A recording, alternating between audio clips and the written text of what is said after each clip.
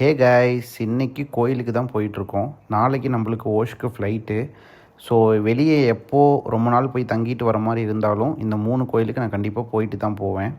அப்படி என்னடா 3 கோயில்னு சொல்லி கேட்டிங்க அப்படின்னா, ஒன்று அம்மாவோட குலதெய்வம் கோயில், இன்னொன்று அப்பாவோட குலதெய்வம் கோயில், மூணாவது வந்து என்னோடய ஃபேவரட்டான கோயில். அது உங்களுக்கு நான் கடைசியில் சொல்கிறேன். ஃபஸ்ட்டு அம்மாவோட குலதெய்வம் கோயில். இது எங்கே இருக்குது அப்படின்னா நசீனூரில் இருக்குது.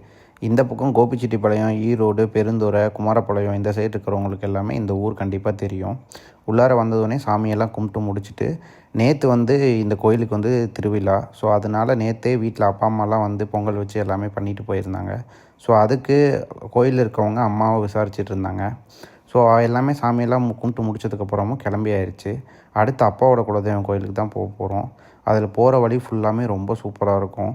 அதில் என்னோடய ஃபேவரட் ஸ்பாட்டுன்னு சொல்லிட்டு ஒன்று இருக்குது. ஸோ இந்த இடம்தான். இதில் நான் எப்போ வந்தாலும் வந்துட்டு நொங்கு, பதனி இது ரெண்டுமே சேர்த்து குடிச்சிட்டு தான் போவேன்.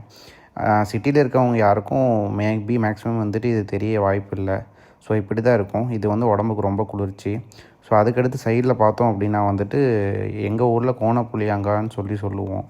இது வந்து நான் சாப்பிட்டே ரொம்ப நாள் ஆச்சு. இதில் பார்த்திங்கன்னா கிட்டத்தட்ட 3-4 வெரைட்டி வச்சுருந்தாங்க. 3-4 வெரைட்டி பார்த்ததே கிடையாது. ஸோ அதில் கொஞ்சம் எல்லாமே வாங்கிட்டு அடுத்து ஆல்மோஸ்ட் கோயிலில் ரீச் ஆகிட்டோம். ஸோ இதுதான் வந்துட்டு அப்பாவோட குலதெய்வம் கோயில், காலமங்கலம்னு சொல்லுவாங்க. கோயிலுக்கு வந்ததுடனே குளத்துல கால் கையெல்லாம் கழுவிட்டு சாமிக்கு மாலை வாங்கிட்டு அப்படியே கோயிலுக்குள்ளே போயிட்டோம்.